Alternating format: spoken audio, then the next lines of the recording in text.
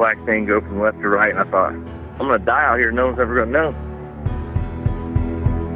I couldn't believe what my eyeballs were showing me. I'll never forget how evil the eyes were. It was horrible. I mean, I've never seen nothing that evil. It ran towards me at a rate that I can't even explain. Turned and stared at me, and this look of, I just want to kill you. I want to say it was human, but it wasn't. He was yelling at me to grab a gun, grab a gun. I was like, for what? He said, just grab a gun. And there's footprints all the way to the door of my house. It had went inside my garage, all the way to the door. 911, what are you reporting? Jesus Christ, you better... Sir? See ya! Hello? Get somebody out here.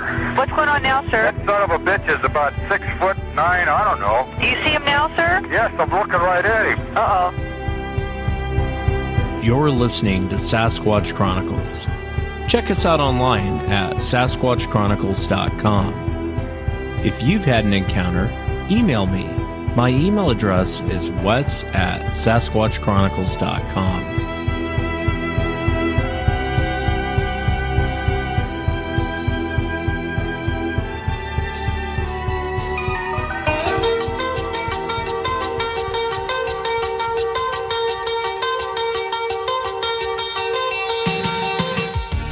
Welcome to the show, everyone. Thanks for being here tonight. Got a great show planned for you tonight. Want to give a shout out to Jackson. He's my biggest fan there on the East Coast, 11-year-old. He's mainly responsible for the additional shows this weekend. He sent me an email, asked me if I would do additional shows. I think everyone thought that storm was going to be bigger than what it was, and or who knows, maybe it was. I'm on the West Coast, so I'll keep my mouth shut on it. I have no clue. Either way, Jackson, I hope it took your mind off of the storm. Thanks so much for listening tonight. Earlier in the week, I was sent this piece of audio from a guy. He was actually out fishing. I can't remember if it was late at night or early in the morning. He was out fishing, and he heard these sounds. He had heard them before and actually had an encounter when he was out there. And I'm hoping he'll come on the show and talk about it.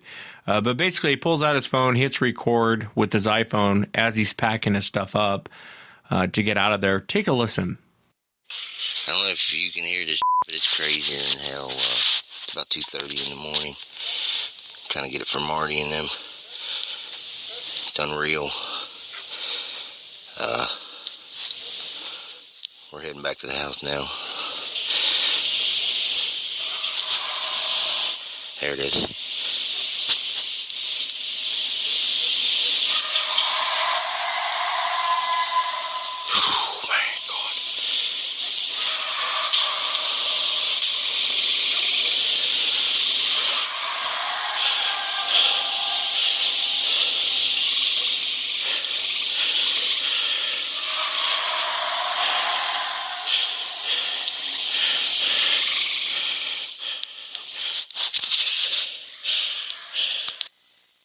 I guess it was time to go at that point. Oh, Joe. I'm hoping Joe will come on. I talked to him briefly on the phone. He was telling me about this recording, how much it terrified him. In the very beginning there, it kind of sounds like a coyote or a wolf, but it's almost too loud to be one. And then towards the end, I'm not so sure that was a coyote or wolf. Great recording, Joe. Thank you so much for sending it. I want to thank Harriet. She actually originally sent me the audio, so thank you for sending that to me. And very sad news to report. A Bigfoot researcher has passed away.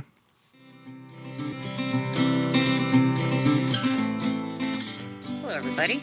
I'm Barbara Shoup, and that's my dog, Gabby. And we live in the great state of Washington, north of Mount Rainier in the Cascade Mountains. And we have Bigfoots. After several first-hand experiences around my home here, I started documenting and making my video diary of everything that goes on, not just my experiences, but around the community. So check out our channel. We've got vocalizations, structures, we've done gifting, we have local witness reports, and we have our own first-hand encounters quite often. So, yeah, check it out. And Gabby will definitely be missed. You know, when you hear Barb Shoop's name, immediately you think Barb and Gabby. And I know the pain of losing a dog. So, all you tough guys out there rolling your eyes, you know what it's like when your dog dies. And Gabby was one of the few researchers I really liked. Met Gabby a couple years back. Actually, I think it was at Beachfoot. Barb, and she brought her dog Gabby, and very sweet dog. So, Barb, my heart goes out to you. I'm sorry to hear about Gabby's passing. Well, on that extremely sad note, let's go ahead and bring Mike onto the show. Mike, thanks for coming on. I really appreciate you being here. Yeah, glad to be here. Yeah, I'm really glad to have you on, too, as well. And I know you actually have a total of 3 encounters, and your first encounter actually took place 1970, early 70s. If you would you kind of start from the beginning, Mike? Tell us what you're out doing, and just walk us into what happened. First encounter was back in the early 70s. Was deer hunting. I was out in my stand, and I heard what sounded like a chirping noise coming towards me. And it got closer and closer, and then from the distance, it looked like a big moose or something coming through the woods. When it stepped out into the shooting lane, which was about 30 feet away, I got a clear view of it, and it's like, what in the heck is that? It was big. It looked like a man, but it wasn't a man. And it stood there just kind of looking around. The wind was in my favor because the wind was blowing towards me. It couldn't pick me up. After about probably 30, 40 seconds, I made a noise. I go, hey, and I turned around and looked right at me. And then just about 3 steps it vanished into the woods. It was gone.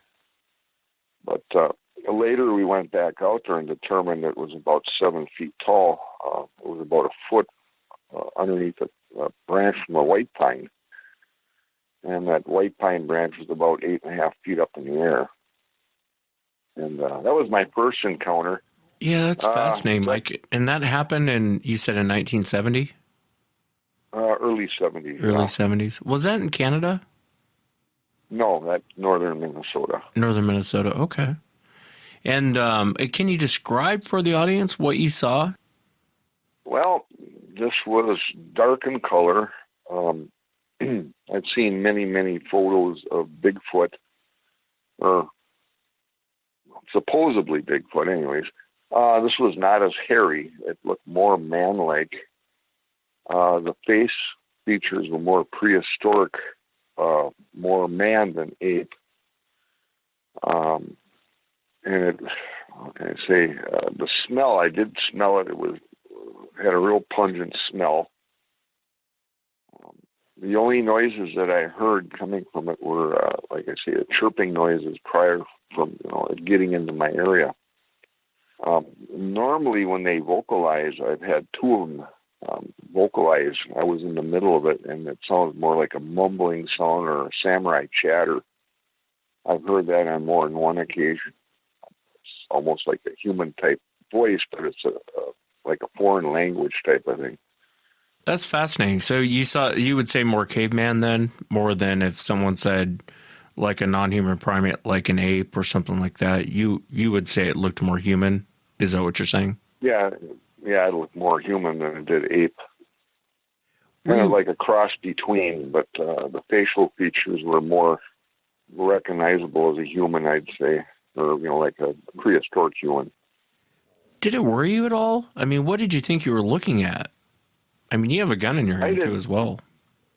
Oh, yeah, I had a rifle with me. I sat there after it left, and all these emotions were running through me, and I basically got the heck out of there. Yeah, I don't blame you. I made it out to the vehicle in about 20 minutes. 3-mile walk. I was out in the road pretty quick. Did you say hey because you thought it was a man? What made you vocalize? Just to get it to turn around and look at you to see what you're looking at? Or did you actually think it was a guy standing there? Well, at first I was just sitting there and I was just like, what in the heck is this? And it wasn't a guy, but stood upright. I just couldn't fathom what it was. Back in early 70s like that, we knew nothing of Bigfoot. I knew nothing of it until later on in life. I didn't know who would be out there during opening of deer season and they'd be dressed in a black outfit, and they could get shot, no gun in hand, nothing, wasn't carrying anything, it was just walking. What would someone be or something like that be out there doing? It's just crazy. Yeah, and you mentioned that. Kind of, and I didn't mean to cut you off, but you had mentioned it was whistling. When you guys made eye contact, did the expression change at all, or did it vocalize at all, or did it just turn and walk off? It just stared at me for, I'm not sure how long. It just stared right at me. And you got to realize where we were in was a game reserve that had been closed for years, and they opened it up. And we were in there the first year they opened it up. Nobody knew about it. We were basically, my dad and his buddies, we were the only ones in there hunting.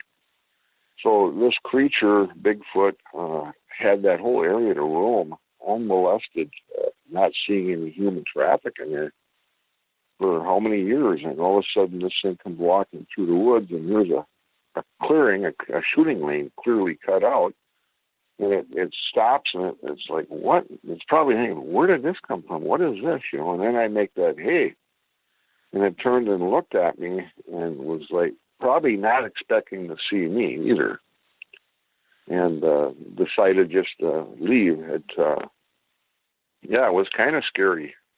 And what did you actually think you had seen that day? I mean, here it is almost 40 years later, and you're seeing this thing again. What's going through your mind? I didn't know. I explained to my dad, because my dad was wondering why I was back at the vehicle and out of the woods so early, and I told him what I'd seen. And he said, no, you seen a moose? I said, no, it was too close. I could see it perfectly. It wasn't four-legged. Because a moose walking away from you at a distance almost looks like a human. Or it looks like, on two legs. It wasn't a moose. I clearly know that today. It wasn't until some of the old loggers used to frequent establishment we go into. And I was kind of talking to one of them about that, and they said, well, you've seen a Sasquatch or a Bigfoot. And some of the old-time loggers up here, they're all long gone now, but back in them days, they used to be caretakers. They'd sit out on the logging sites when he would vandalize or steal anything, and a few of them had actually seen him. It wasn't until a few years later where I started getting into the research end of it with the Patterson film and stuff like that, where I started to put two and two together. For years after that incident that I had, I was hearing tree knocks, I was seeing tree structures, and I wasn't sure what it was. What the heck? Who's out here this time of year knocking? And it's like two knocks. Tree structures. You're 6 miles from a road out in the middle of the woods. Who's building these little teepee structures? It'd be kids or something, and these structures were kind of big. At the time I'd see all this, I just couldn't put two and two together, and it wasn't until years later when I got educated that I learned exactly what I was looking at or what I was hearing. It's like infrasound. I've had that happen twice. Also, like I say, vocalizations. Yeah. And let me ask you before we go on to your next encounter, when you saw this thing, how did it compare to Patty? I mean, obviously I'm assuming it didn't have breasts, but as far as appearance-wise, how would you compare it to the Patterson-Gimlin creature? The walk was the same. It kind of hunched with the swing arms. The arms were down below the hips. I mean, lower than a man would have. And what amazed me is it took basically 2 or 3 strides to get completely out of my sight, which would have taken me maybe 10 or 15 steps to, clear the same distance. As far as, like I say, it wasn't as hairy.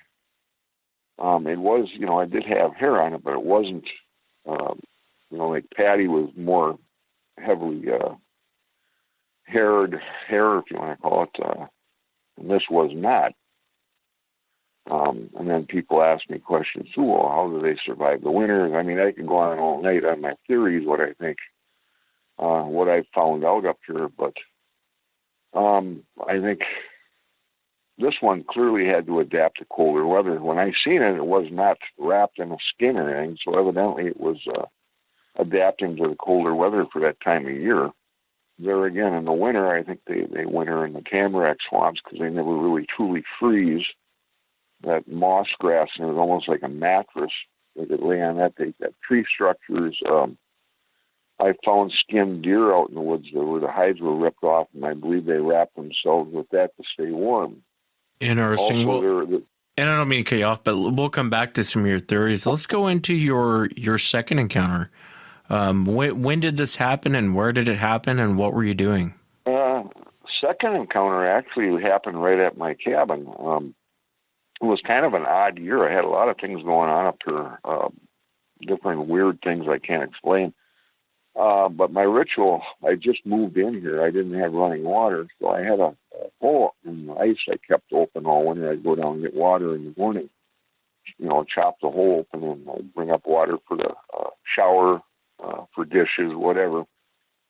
And my ritual is I'd go down there about sun up, and I'd sit on the ice and have a cup of coffee and watch the sun come up while I was getting a few pails of water. Well, this same thing, this creature walked out of the northeast side, walked along the shoreline, across the lake. The lake that I'm on is not very wide. It's probably about maybe 3 or 4 blocks wide. It's a small lake. Anyhow, it walked along the shoreline and then back into the shoreline on the northwest side. I watched it for about probably good 4 or 5 minutes. And there again, it moved fast enough to where it would have taken me probably 25 minutes or 20 minutes to walk the distance it did.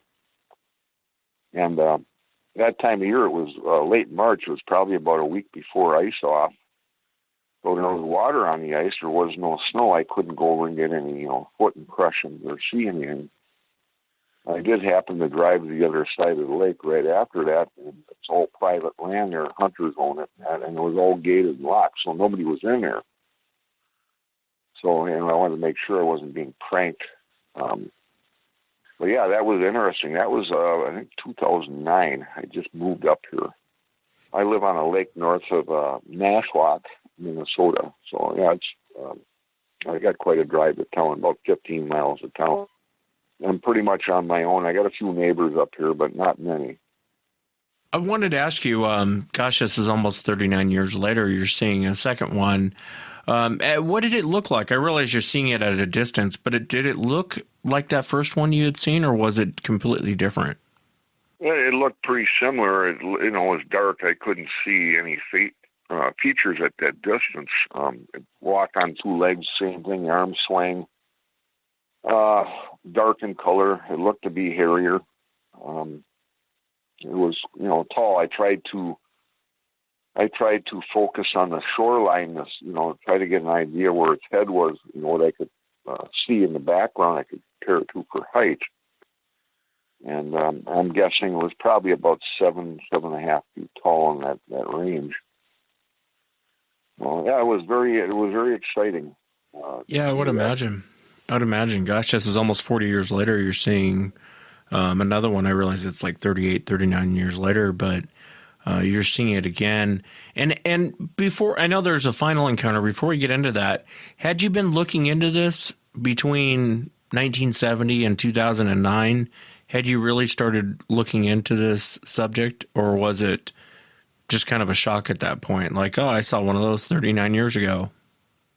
Well, I started getting into it. I mean, after you see something like this, I've never been afraid of the woods. And I spend a lot of time in the woods. I spend a heck of a lot more time now. Of course, I'm out researching. But you always have eyes in the back of your head. And I've been followed. I've had rocks thrown at me, branches thrown at me. And I know when they're around. I can sense when they're around. I've never been harmed. The worst thing that ever happened is they did infrasound on me, which made me feel like I was having a heart attack. Yeah, I was kind of into it. I wasn't really that big into it until I got involved with the Minnesota Bigfoot research team. And a great bunch of guys. We do a lot of overnights. We do a lot of research. We've got some good videos on YouTube. Also, Minnesota Bigfoot Research Team TV.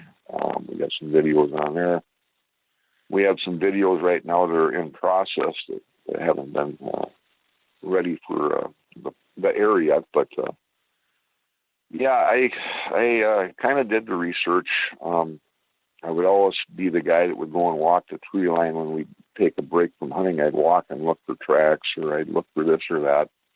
And the more I did things, I ran into other researchers online, and I got better educated on what I was actually seeing and what to look for. Well, you're always learning. Always learning. Yeah, I would agree. Always learning, absolutely. Tell us about the final encounter. The final time you had seen them.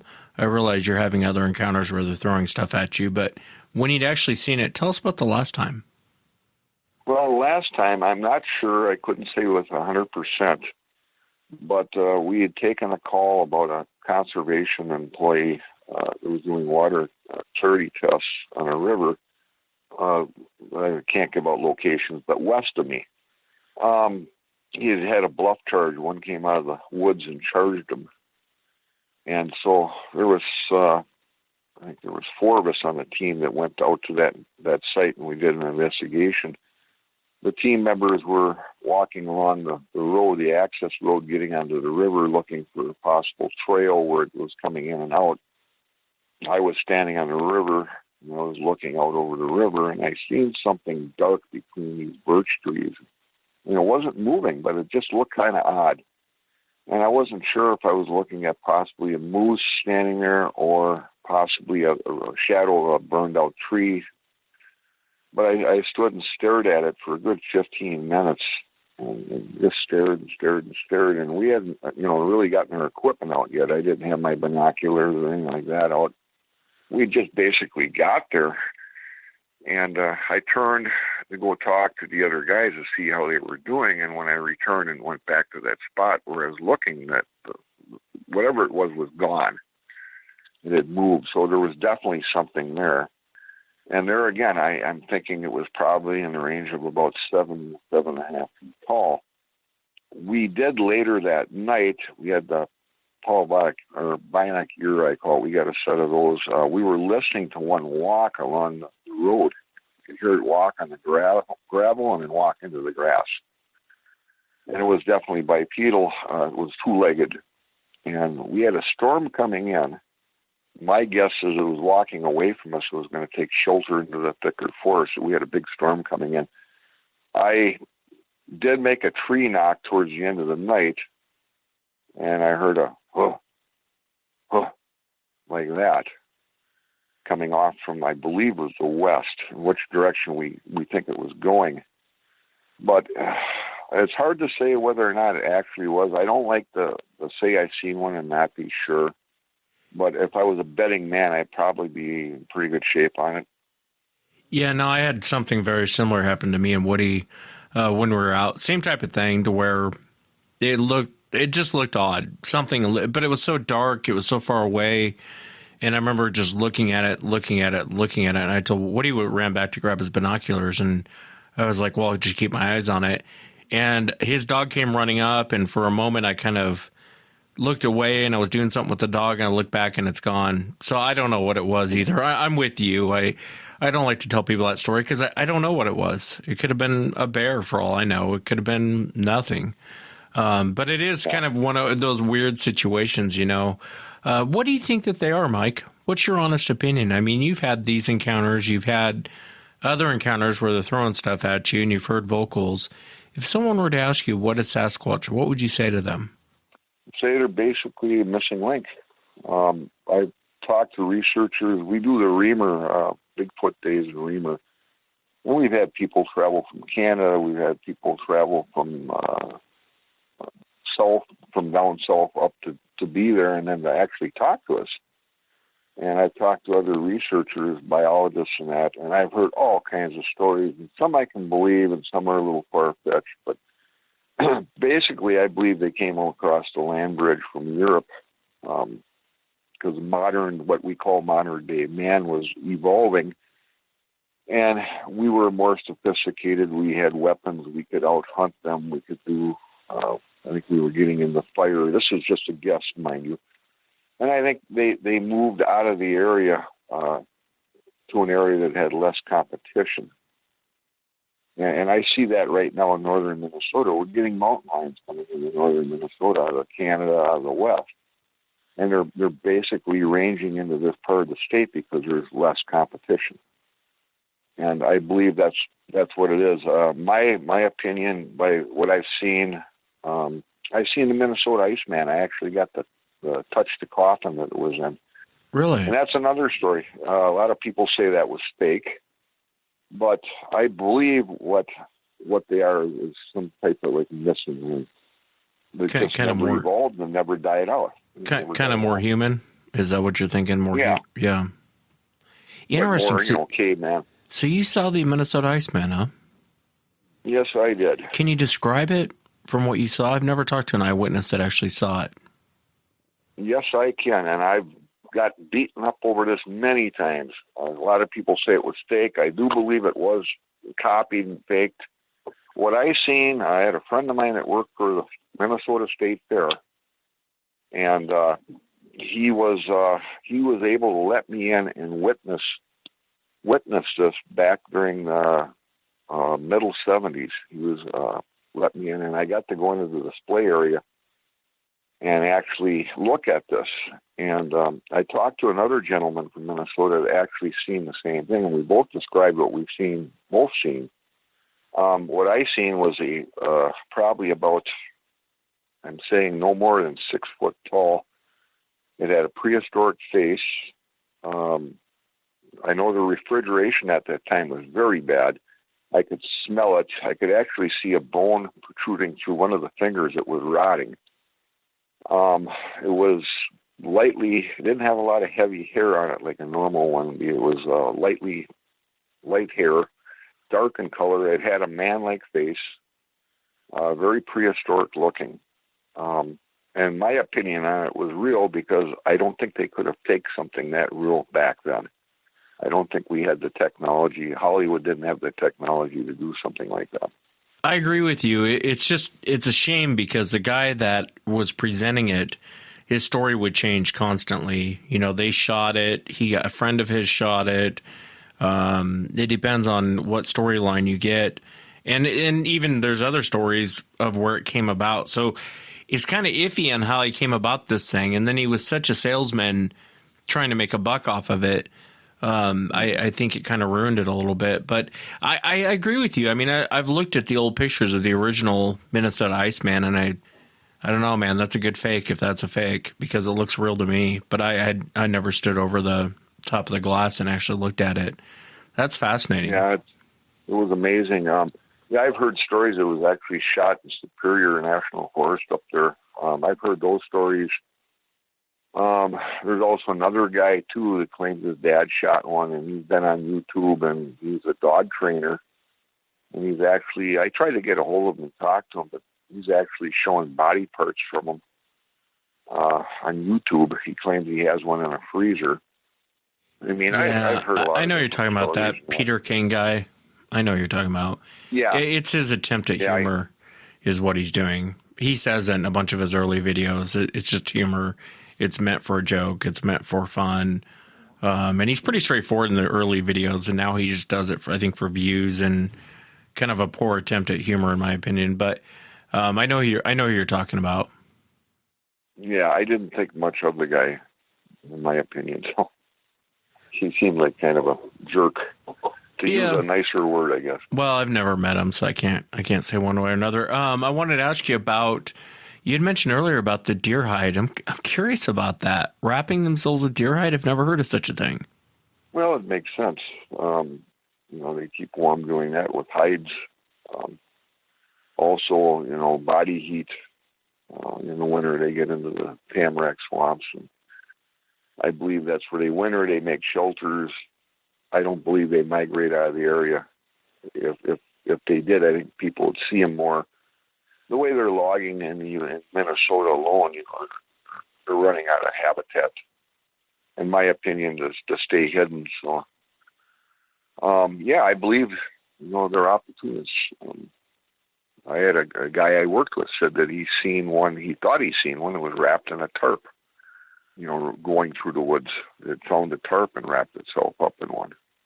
I mean, yeah, interesting. I guess it's not too far off. You read old accounts of when people used to put their clothes out, dry them in the yard, and there's a bunch of old accounts where people would see these creatures with clothes on. Looks like they stole it off a clothesline and was actually wearing it. And I've always, you can pass the first one off, but I've read many accounts like that, early 1900s, late 1800s, of them wearing clothes.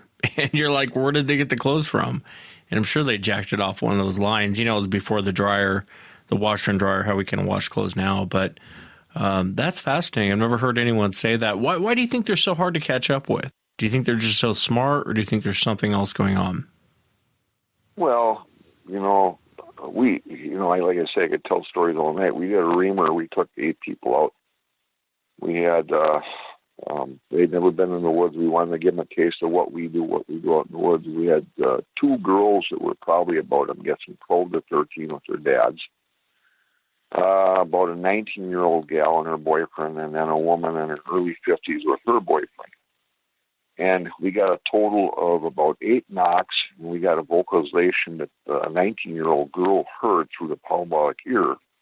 And she was almost in tears. She come walking up to me, and she said, "I hear him talking." And I made the same sound that they made. She shook her head. Yes, is what I'm hearing. And at the end of the night, we kind of talked about it. My opinion was it was juveniles. They were just curious to what these females were doing out there and these people were doing out there. And after they'd had enough, they just simply vanished. But, yeah, they're very intelligent. They're not going to be seen by accident, not unless they want to.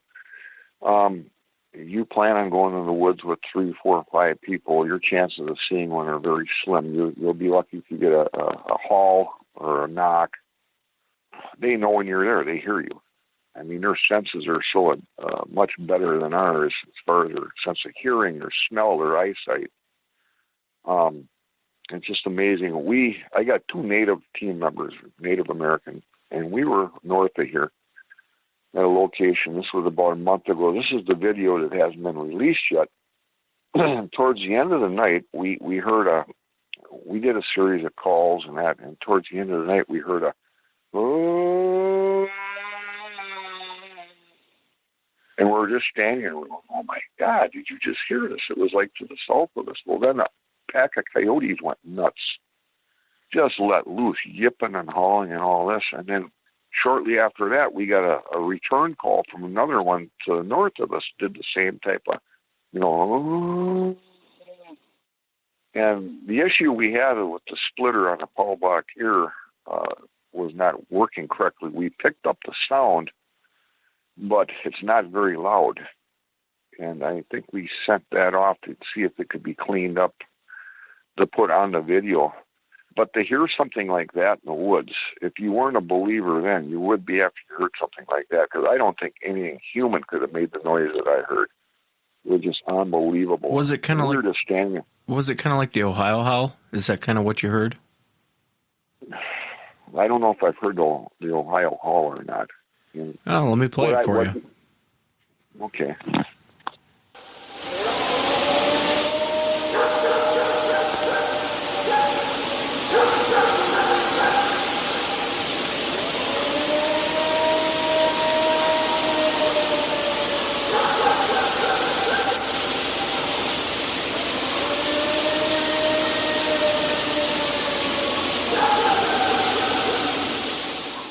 Yeah, that's what I heard. That's what you heard, huh? Yeah, it's real similar to that. It made the hair on the back of my neck stand up. Yeah, I bet, man. If I was standing out there, that'd make the hair on the back of my neck stand up. Have you ever had any aggression when you were out there beyond just rocks being thrown in your general direction? Well, we'd done a filming of finding Bigfoot up here.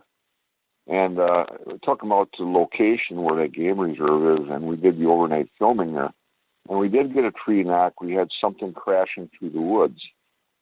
But this was in July, so about in November, I went into the area deer hunting, and I felt sick right away on opening morning. I felt like I was having a heart attack. I just felt nauseous. So I got up and got out of the area. Felt fine. walked back into that stand that I had, and I started getting anxiety attacks, which I never get those. It was just weird. So I finished the day out. I came back here, and I basically ate and went to bed. I was tired as hell. I mean, I was just completely wore out. And that's what they call infrasound. I had that happen one other time on a trail. I was back in the trail, and I was at the end of the trail. There was a swamp. And all of a sudden, I had the feeling of dread, like I had to get out of there. I couldn't get out of there fast enough. And I got a rifle and a pistol on me. I've got nothing to be afraid of.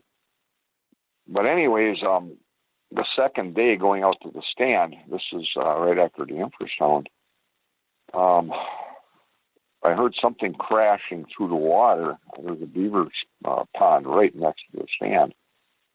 And it didn't sound like a deer. It sounded like two-legged splash, splash, splash. And shortly after that, I was sitting in the dark yet. I was waiting for daylight, and I could hear these objects hitting the ground around me, crashing through the brush and tree branches. And later on, once it got light, when it got light, by the way, it stopped. I had seen rocks and some branches, pretty good-sized branches, laying on the ground within, 10 to 15 feet of the deer stand that I was in. And another thing that was kind of fascinating is prior to that, I had trail cam video, countless deer. I bet I had over 30 deer into that area. I didn't see anything the whole time I was out there, not one deer. Whatever it was in there was scaring them out of there. They weren't coming into the area. But that's about as aggressive as I've ever had them get with me. One of our founder of the Minnesota Bigfoot Research Team, Abe Del Rio, he went out and did an investigation to the west of me. He actually went to the ER thinking he was having a heart attack. There again, we believe that they wanted him out of there. There might have been young ones in that area, and they wanted him out of there, and that was their way of doing it, was this form of infrasound. I don't know, infrasound, for people that don't know what that is, it's kind of like gorillas can do it, I believe, lions can do it. It's a high-pitched noise that we're unable to hear with the human ear, but we can sense it. It can either lull you into feeling helpless or tired, or it can put fear in you.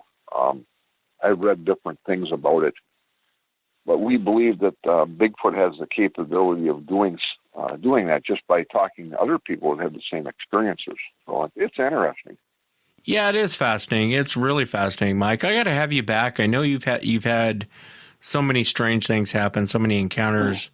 I definitely have to have you back. I wanted to hear your sighting encounters and kind of what you've been doing now.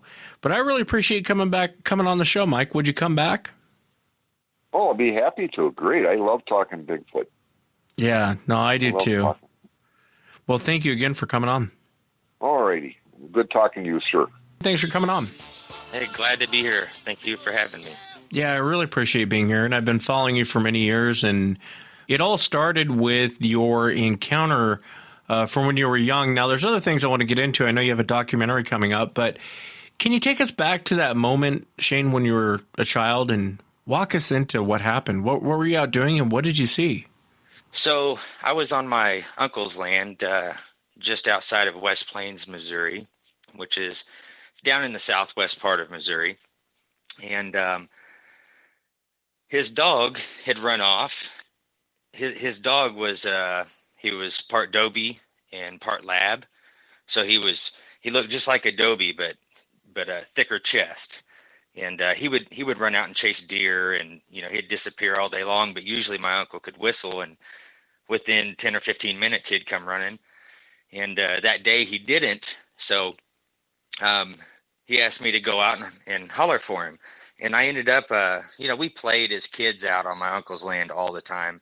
During the summer when I wasn't in school, I actually stayed out there during the day. So being in the woods out there was very normal for me and a few of my cousins.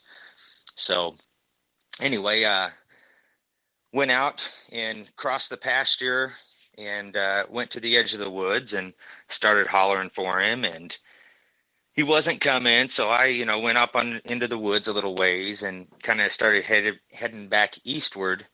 And I just remember all of a sudden I got this weird, crazy feeling, like almost like a tingling sensation that runs up your spine, or that or that feeling that you get when somebody's watching you when your back is to them. It's the only way I know to explain it. Yeah. So I get this vibe and this crazy feeling, and I stop, and I already understood, I think, in my mind that I knew something was there. And I stopped and just focused straight ahead. And what I know now to be a young male stepped out from behind this tree from about 30 foot from me. And it just stood there and stared at me. And, you know, it seemed like forever as a kid. And I remember back then too, I remember like the thing was large to me. It looked like, you know, almost an adult human size, if I was going to compare it to us. But, you know, I understand now at this point in my life that it was a younger male, not an older male. And that fear that you would expect, it wasn't there. It was almost as if I was in shock.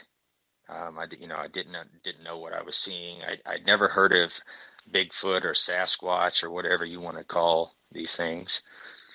So I just stood there and gazed at it, and it gazed back at me. And it was maybe for, 8 seconds, 10 seconds max. And it turned around and it walked away. It never looked back at me. And it walked up and over this shallow hill and went out of view. And that's when like instinct kicked in on me, and I turned and ran all the way back to the house. And, by the time I got back, I was crying, and, the fear set in after the fact. And, yeah, that's fascinating. There's a couple. Or go ahead, Shane. Go ahead. I'm sorry, I apologize. I got back to the house, and my dad had showed back up at this point, and as I got close to the house, I had to cross through a fence, just old barbed wire fence, and as I'm crossing through it, I was yelling because I'd noticed that my dad's car was there, and he heard me and come out and met me at the porch, and of course, wanted to know what was wrong, and he ended up taking me in and got me settled down, and of course, he wanted to know what the deal was, and I told him what had happened, and of course, being a father, if you don't think these things are real or know them to be real, it's hard to hear a kid say that it's real or what they saw was real, so he basically tried to convince me that I was just young and scared and seeing shadows, and that was kind of it. I didn't play in the woods for quite a while.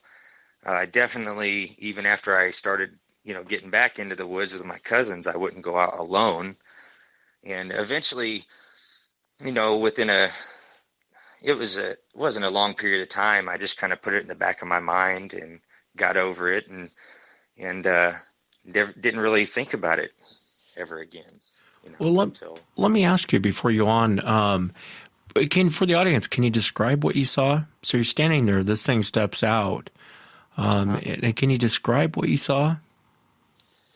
Yeah, it was, of course, covered in hair. I was more than anything, I was focused on its eyes. It's like, my focus was eye to eye with it. And so your peripheral vision kind of views everything else. And, so like the facial features are what stick out the most in my mind. And the eyes were brown. They were inset, of course, a large brow ridge. The nose was more like ours than what most people typically describe that I've heard. The lips were really flat, more, for lack of a better explanation, they were more ape-like, I guess you could say. The skin was a dark gray color. You could see the skin through the hair on the face. The hair on the face was thinner than the rest of its body. I remember that, just knowing that it was a male, and that was something that, I'd never really thought about, but, seeing it later on in life in my head and going back over those moments and stuff. When it turned around and walked away was probably the moment where I actually looked at this thing up and down, and my focus wasn't set on one specific thing. Literally, the only way I can explain it is a cross between ape features and human features. I mean, that explains it really well if you were to picture that. Yeah, and I was going to ask you that. Did it look more man-like? Did it look more... Because I've heard you talk about this before in the past, and it didn't have an expression. It was kind of stone-faced when it was looking at you. It didn't... and you can correct me if I'm wrong, Shane, but it didn't have any... From what I've heard, I feel like I'm telling it now, sorry. I've heard you tell this before, but its expression never changed, correct? Yeah, never. Not once. There was like zero expression in the face. The eyes... I don't even recall the eyes blinking, and I couldn't tell you if mine did, to be honest. Yeah. But I don't even recall its eyes blinking. It was just, like you said, completely stone-faced. And yeah, and there's a couple questions I want to ask you. One thing I find fascinating, I've heard you talk about before in the past, and I know we have a lot to get to, but I wanted to ask you this because I don't hear too many investigators and stuff out there talking about this, is when they're in the area, you can feel they're in the area. And I don't know how to explain that to anyone. I don't understand it myself. It's not like, you're getting some weird signal. It's just this weird feeling when they come around. And it's like you almost know they're there. And that sounds very insane probably to most people listening, but it's true. After you've had an encounter and you're in an area, you can definitely feel they're in the area. And I've heard you say that, Shane. What's your take on that? Do you think it's just you become sensitive after seeing one? Or do you think, what do you think causes that? I don't know. I've actually went through a lot of different thought processes, just trying to figure out what could be, tipping a person's body off like that. And I've looked into infrasound, and infrasound is the first direction that I actually went because my father was infrasound sensitive, and only supposedly 2% of the population is infrasound sensitive. And he was one of those 2%. He was a truck driver, and he couldn't drive to Southern California and parts of New Mexico because the humming in his head would just drive him crazy. But so knowing that, and after looking into it, I haven't went and got tested, so I can't say that I'm infrasound sensitive. But just going off of that, and with the theories out there that I've heard people talk about infrasound, and so I started studying it, looking into it, and thinking maybe that's what I was feeling, and I didn't understand back then that other people were having these feelings too, that they could tell when something was around, and not even necessarily, this species that we're out here chasing around in the woods. I'm one of those people that you absolutely can't sneak up on, and my sons are that way. I have 3 boys, and all 3 of them are really hard to sneak up on. They feel your presence, and I've actually trained them to be that way. And a lot of it involves scaring them a lot, which is fun for dads, right? So yeah. Do you think it's infrasound though? I'll tell you. I'll give it to you real. At this point, let me give it to you real straight here for a moment. I felt that one other time, and it was in a haunted house. It was in a legitimately haunted house, and there was absolute poltergeist activity going on in the home. And the feeling is very familiar to that. It's the feeling of being watched. There's something not right in the air. And now I'm not saying Sasquatch is a ghost, or, but what I'm saying is that feeling is very familiar. And if it was infrasound, I think you'd have the symptoms of infrasound, wouldn't you? Infrasound can cause a lot of problems, make you sick, make you depressed, they can turn the dials and change your emotions on the dials. And I won't really say it's like that. It's not like I'm sick in an area. It's not like I'm disoriented or there's nausea. It's just this high alert that kicks on. And you know what I'm talking about because I've heard you talk about it before. It's this weird high alert that kicks on, and I can't really, you're out there with people and they think you're nuts because you're like, they're in the area, but you can't articulate why you feel that way because you haven't heard anything yet. Nothing's been thrown. No one's seen anything yet. You're like the kook in the group that's like, I don't like this. We got to get out of here. And I don't know. You could be onto something. Maybe it's infrasound. What do I know? I'm just a dumb hick from Washington. I'm pretty so convinced it isn't. Like I said, if I want to know, I'll look into it, and I study pretty hard and get very familiar with what I'm looking at and thinking about, and I'm pretty positive it's not at this point.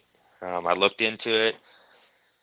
I couldn't prove it. I am going to be using some equipment in the near future that will pick up infrasound, and that is just to, convince myself and anybody that has that theory out there that it's not true. That's kind of how we roll, man. Like, we don't care if we have an idea, we're going to try to figure out a way to prove it wrong or right. I like it. And if we prove it wrong, we're cool with that, because, I mean, say I have a theory. If I can prove that theory wrong, it makes no difference to me.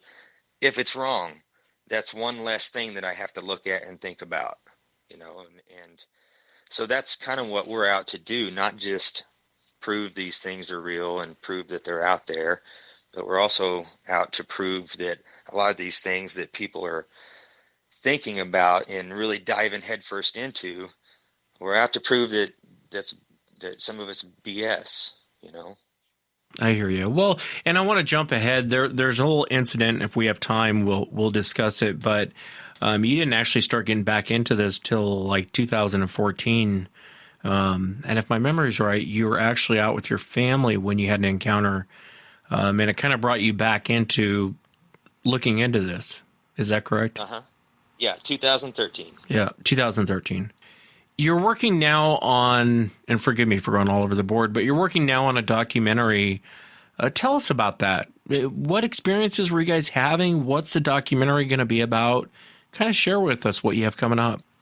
Well, so basically I got brought into some private property, and this private property had some things going on, and they already had one friend that was out there that had been hiking around and checking things out and whatnot, and he ended up getting a hold of me, and from there, basically, we spent all of last year just kind of being a normal presence out there. The first day that he took me out there, we actually got a visual of one, and at this point, we think it may be a young female. Is the one that we possibly saw that first time I went out there with him. And there's reasons in the documentary that kind of explain that and why we think that now. But we spent the whole last year being a normal presence, kind of getting a routine going in certain areas of the property, and doing a lot of things that I haven't really put out publicly. I've just kind of kept to myself, and it's basically a lot of it is the same things I did back in 2013. And back then I ruined the situation by giving chase, and at that point everything just almost came to an immediate stop. So I've just basically kind of went back into that same situation in this different area, and after doing all these same things for the past year, I brought in Randy Harrington, which you just did an interview with recently, and a guy named Chris Reinhardt, who's out of Connecticut. He's a Berkshire Bigfoot on YouTube. And I have a buddy here that does this with me that actually got me onto the property, and his name's Mark Taylor Gardner. He goes by M Beast. That's how most people know him. Yeah, I know Mark. Yeah. Yeah, he's so, it's just I've met Randy. I'd never actually met Chris, but we talked a lot on the phone, and just, a lot of commonalities and whatnot. Just a good guy. More than anything, I was trying to bring in the right people that were trustworthy and that I could count on, and that would count on me. And we've all kind of got the same mindset as far as how we want to go about getting the evidence. And I had a situation where I felt like it was time to try to get some good evidence, and so I brought Randy in. He his specialty, and I know you've talked to him a lot, but he loves the nighttime stuff with his FLIR and the audio. And Chris Reinhardt loves the daytime stuff. He had never done any nighttime stuff. And let me tell you, after the first night, he was on edge the whole 5 days.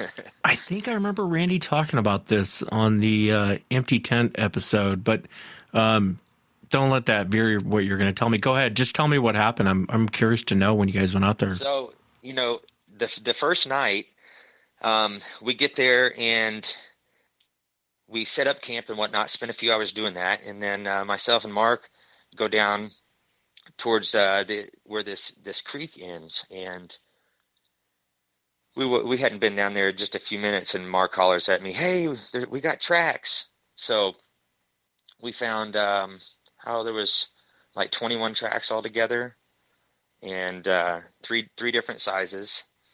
And we casted several of them, and the ones that we casted were the ones that I'm most interested because I find them the most, and they're about a 9.5-inch track.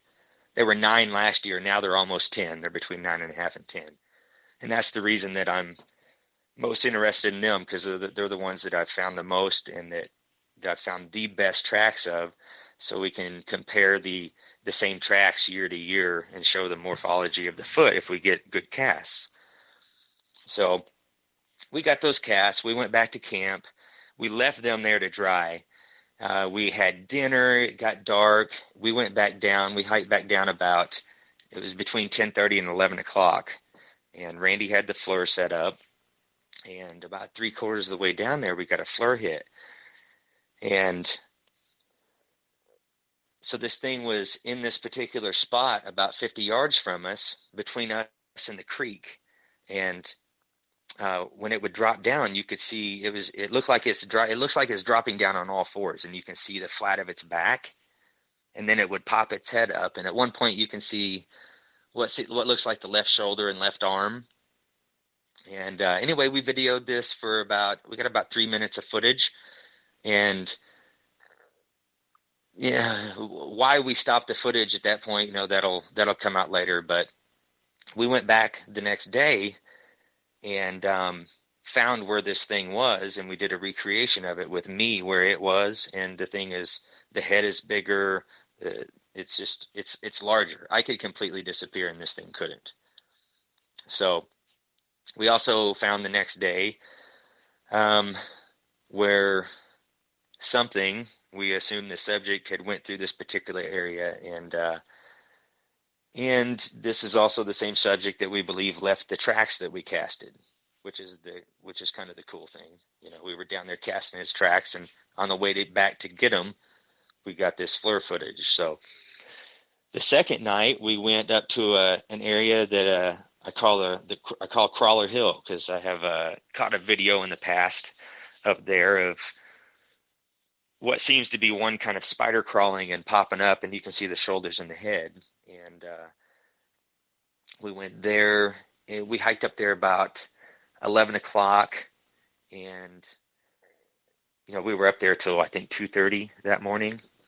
But we hadn't been up there maybe 10 minutes, and got the FLIR set up, and we all sat in this spot, and boom, one stepped out from behind a tree, and we got about 10 minutes of footage of this thing pacing back and forth between these two trees and squatting down occasionally. And at one point I get up, and when I get up, it reacts to me getting up, and it jumps behind the tree. And so it was exciting. It was really exciting that we were getting all this action. And we had a bait area set up, and I move these bait stations around occasionally, and there's things that we're leading into now where nothing will be able to get to the things that I'm leaving out there, like absolutely nothing other than a bear. And if a bear does it, you'll be able to tell. So we're setting things up to where there's only, one or two things that can possibly get to this stuff. So working into that. But we had some action, and we have an apple that's been bitten in half. It's actually still in my freezer. We're trying to decide who to send it to, and we're waiting to hear back from somebody right now that may do some DNA testing for us. And since then, we've gotten another apple that looks like it possibly dug its fingernail through the apple.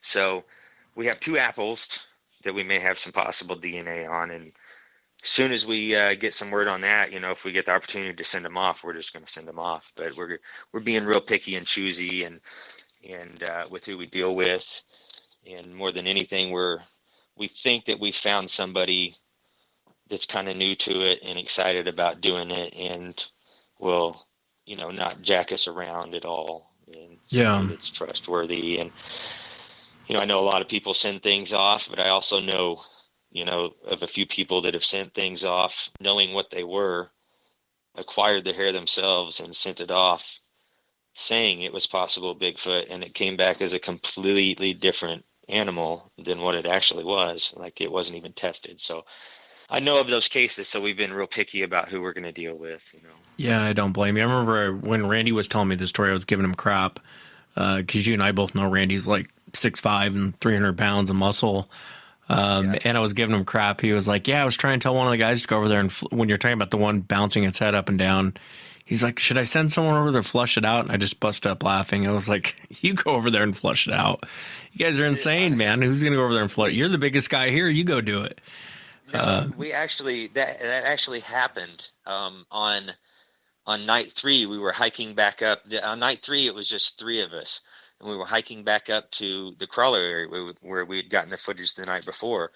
And on the way up there, we got a hit off to our west. And it was real thick. We couldn't see through it, but we could clearly see the heat signature. And you could almost see a head and shoulders at one point. And Randy looked at me, and I looked at him, and I took off into the woods towards it. And I didn't get my eyes on what it was, but it was in a little culvert with a big tree sitting on the top edge of it, and whatever it was it had been down in there, and it bolted on me, and I didn't even get it with my flashlight. But it was one of those moments. I mentioned Chris Reinhardt was on edge the whole time on night 3. This is only his 3rd night, doing the type of investigation that we do down here. And, he's got me, the only person that can get him out of those woods, running off into the woods towards a heat signature, So he was wondering why he was out there with us, I think, at times. But, yeah. No, I understand. And it's gosh, there's so much that happened between your first encounter and this situation. And I may have to have you back, Shane, to tell that other from 2013 to, I think it was 2014 or 15, of this area when you were actually in observing there was 4 creatures, family group. And it's kind of a long story. There was 5 actually, but one of them I only saw one time. I got you. It's kind of a long story, and I may have to have you back for that. But that's what basically brought you to this property. And I feel bad. I'm all over the boards. Forgive me, Shane. No, you're good. When you guys went out to that property, what was the guy who owns the property? What did he say to you guys? Well, so he stays in a small cabin. It's actually kind of a trailer that's been, built around. But he was having structures that started popping up all over his property. And him and his buddy, they were going out with, night scopes and stuff, and they were seeing what they thought were people out on his land. And, they'd go sit and just be quiet and watch, and they would see figures. And so for several months, they went through, him and his buddy, tearing down these structures that were popping up. And their intent was to run these, what they thought were poachers, off and keep them off the property. They even shot at them a few times, not trying to hit them actually, but just, shooting. I shouldn't say shot at them. They shot in the air to scare them. Trying to scare them away. Thinking they were people. And so after that, excuse me, some of these structures started showing up behind his, I'm talking 20 yards into the woods behind his little cabin that he stays in a lot. Not too long after that started happening, he had a logging company come in, and they logged this one particular valley area of his property. And that's when some of the crazy things started happening. You could randomly go out there and there would be different rocks up on top of his roof laying up there from where, he was telling us rocks were coming out of the woods and landing on top of his place. And he had a couple other people that I've talked to since meeting him said that they were out there one night out front, and a couple rocks come flying over from the woods and landed out in the front yard. And so it started kind of freaking him out once he started really thinking about what could be out there throwing rocks and what were making these structures. And he kind of started looking into it. And my buddy Mark, M-Beast, he had started going out and hiking around during the day out there and checking stuff out. And he had a few experiences, and that all kind of led to bringing me into the situation. So this documentary, when is the documentary coming out? I realize that's probably a vague question, and you're probably going to give me a vague answer on it. And I've been down this road a couple times, so I get it. But generally, when is that documentary going to come out? Is it going to include all the video you guys shot? Because I'd love to see that FLIR. It is. It's going to include all the video. Basically, this documentary is not set up as a entertainment style documentary. I was offered a TV ordeal last year, and I negotiated with them for 3 months, and I didn't want to be involved in anything that had any fakery or like super fancy editing, because you know how it is, man. You can edit stuff, and you can take somebody that's a cool person and make them look like a butthole. Right. Yeah. It's easy, and so I was really scared of that, and so that basically led to doing this documentary, and a lot of it was just spending the time setting up the situation, and getting everything kind of on the runway for us to be able to come in and do our thing. That was probably the biggest part. And this documentary that we filmed was really the easy part, and it's not going to be a hoopla hoorah. It's basically going to be all evidence-based. There's no BS in it. It's all real. It's all shots from either me or Chris or Randy. Of course, we, went to professionals to have it put together. They actually I talked to them today, and they actually start editing Monday. So it's just now in the beginning of, You're pretty far off. Together. Yeah. Yeah. I'm hoping in a couple months we can maybe get it out. No, I hear you. Well, I'd love to see it. I know Randy came on. I don't know if you heard the Empty Tent episode, but he was talking about that night. You guys were out there, and I thought, God, what a great opportunity. And I was glad to hear you guys were out there, the ones actually out there, because I don't know, man, a lot of these guys go out, and I'm just like, I've had guys go out, start popping off shots, and under the guides of we're Bigfoot researchers, and it's like, you're on someone's property, man. You got to take it easy a little bit. And I was so glad to hear you guys go out, because I know Randy pretty well. Randy's no nonsense. There's no BS with him.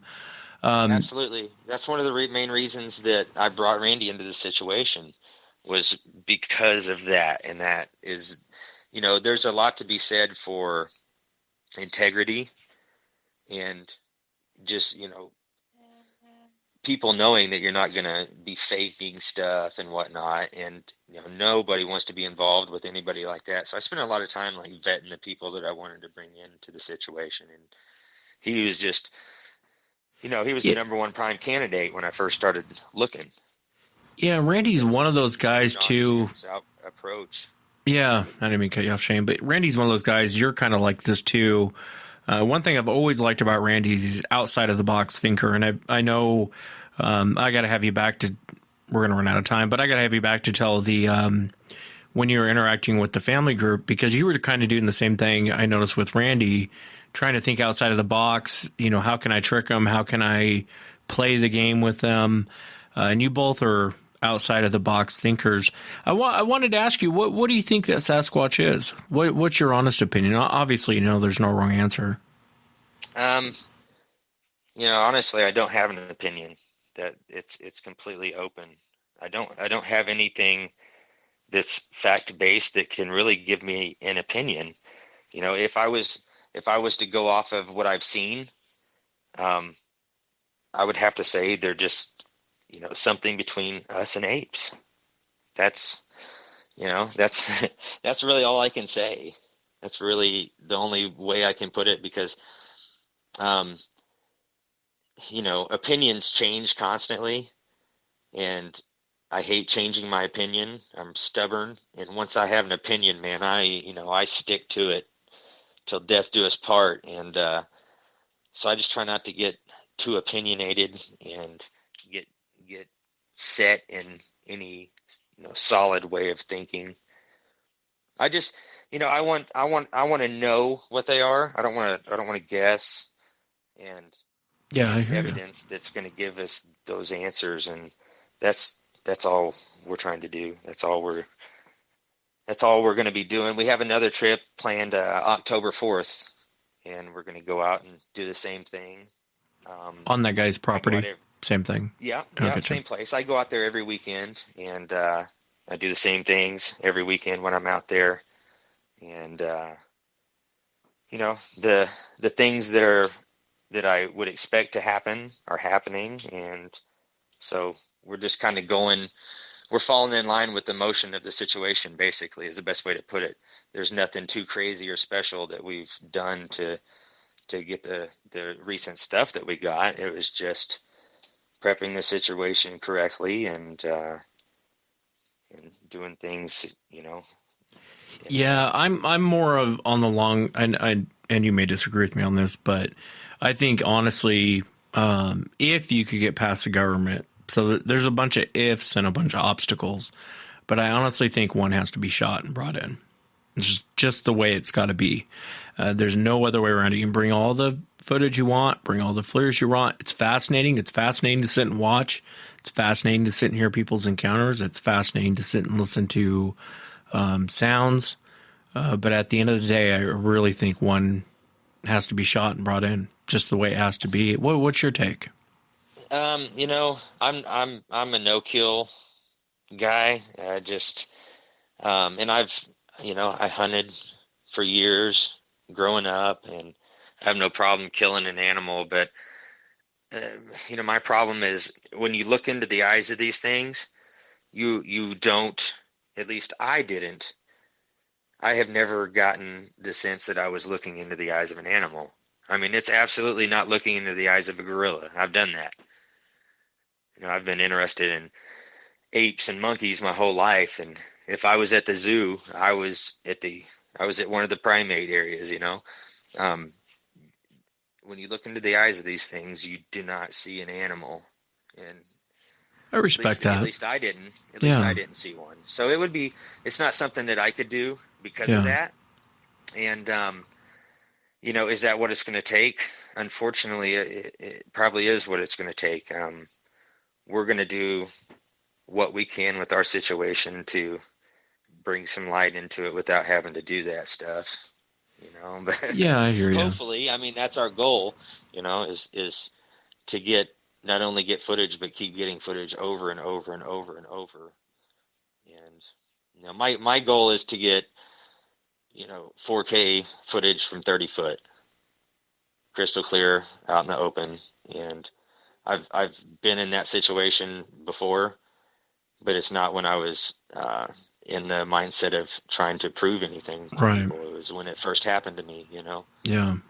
In 2013, I got within 30 foot several times. And so that's what I'm trying to recreate. I'm trying to get back to that same situation, because it'll, will it absolutely prove it 100%? No, but it's the only other route we can go.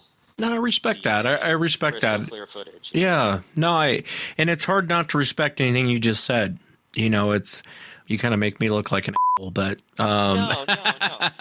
I'm just playing with you, Shane. It's my poor sense of humor. Done for it to be proven, then it is what it is. You know what I mean? I'm just not the guy for that. No, I hear you. I respect that. I like your answer. You know, hey, I looked in the eyes of this thing, and I don't think I could kill it. It's hard not to respect an answer like that. I know I couldn't. I mean, I've told Randy and the other guys, you know, I would absolutely love to get bluff charged. Like, you know, that would be like, that's the kind of footage I want. I'm not the guy that's going to turn and run and piss his pants. I'm the guy that's going to stand my ground and get the footage, you know? And I think we've proven these things to each other, you know. Randy will do the same thing. And I'm pretty sure Chris would at this point. And I know M-Beast will do it, you know? So if we get the opportunity, we're going to take it and just hope that it comes and no one gets hurt. Well, I wish you success and I wish you the best on it. And, you know, I've been wanting to interview for a long time, Shane, and I was so glad to have the opportunity to bring you on. I'm glad to hear what you guys are doing. I respect what you guys are doing. And that's a great, you know, it's very slim. It's hard to find this in the Bigfoot world where people disagree and they still respect each other. For whatever reason, for some reason in the Bigfoot world, if you disagree with someone, you have to hate that person. And I don't buy into that. A lot of the Bigfoot community is crazy right now. Yeah, it's completely insane. Know, yeah, I stay out of it as much as possible. Yeah, you and me both. And, you know, that the other thing too is, you know, you have no disrespect to anybody who's got a Patreon account or GoFundMe's, no disrespect at all. But I've done everything, just like Randy. Randy has spent so much money doing this for years, you know. I've spent a ton of money. The other guys have spent a ton of money. We've self-funded ourselves, and it's gotten to the point where with the situation, I felt like, you know, versus doing a TV deal or having somebody backing us, that's going to play into the situation to a point where you can lose control of the situation, you know, and the way the situation is what makes it special right now at this point. And I couldn't really take the chance of that. And our hope and goal is that we can do decent off of this documentary, and anything that we make off this documentary is going into a research fund. And basically what we're going to be doing is we're going to do this and make everything we can off of it, and it's going to go into a 4 to 6 month research study in this particular area where we're going now and where we've gotten this recent footage. And we're literally going to stay there for 4 months at least, hopefully 6 months. Like, we're literally going to live there and just become a normal thing. You know, you think of Jane Goodall, you know, it's, in my mind, it's going to take that approach to get these creatures to get used to you, you know, be relaxed around you. It's going to take something like that to get the footage that we want to get. So that's what we're planning on doing.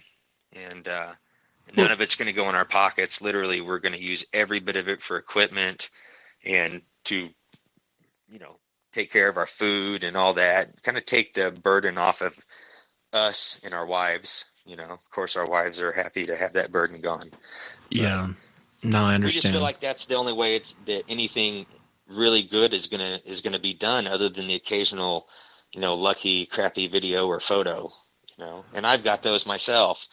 It's just not something I really put out anymore because it doesn't help it doesn't help the overall flow of what's out there and what's coming out. And you know, I don't know if it's just me, but it doesn't seem like recently there's been much going on in the past year and a half as far as people getting evidence, you know. No, it doesn't really seem like there has been. It really doesn't. Well, let me know if I can help you guys in any way. You know, if you guys want to promote the documentary, or if there's anything I can do to help you guys. Door's always open. I've told Randy that before. I mean, Randy can come on the show anytime he wants. And that offer is open to you too as well, Shane. If there's anything I can do to help you guys, please let me know. We appreciate that, man. Appreciate it a lot. And I appreciate you coming on. Thanks so much. No problem. And I'll have to have you back, Shane. I know there's so much more we were supposed to get to tonight, but I promised you we wouldn't be on here for like 5 hours talking. So I'll definitely have to have you back. Will you come back? Absolutely. Anytime. Thanks again, Shane. All right. Thank you. Be good, brother. And that's it for tonight, everyone. Remember, if you've had an encounter, shoot me an email. My email address is wes@sasquatchchronicles.com. If you get a chance, check out sasquatchchronicles.com. Thank you again to my bookie. Until next time, everyone, have a great night.